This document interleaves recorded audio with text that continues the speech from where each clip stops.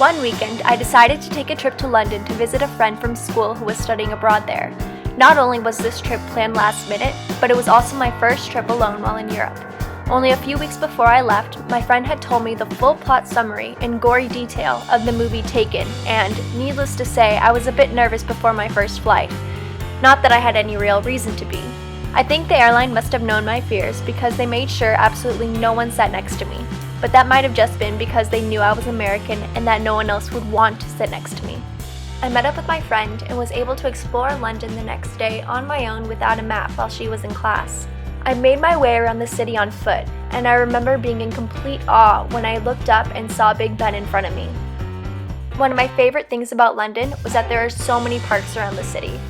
The parks were a great place to rest and watch the animals, especially my personal favorites, the geese who fearlessly approached humans and walked in front of cars. I stumbled upon Westminster Abbey and found a beautiful memorial in a garden nearby, and eventually I found Buckingham Palace as well.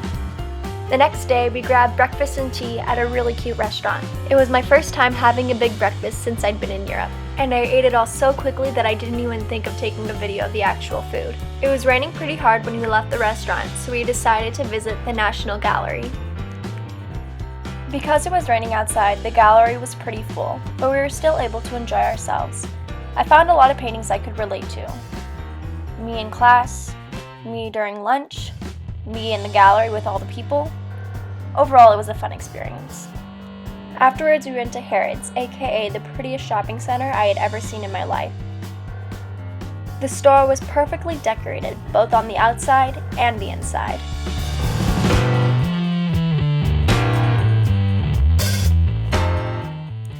The displays were so beautiful that the store itself felt like a museum. After that, I walked through the streets of London for the last time before my flight the next morning.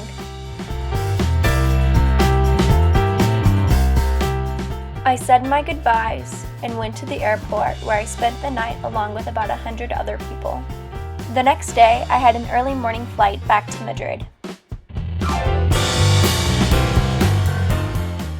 Although I was sad to leave the first English-speaking country I'd been to in so long, I was excited to return home to Salamanca.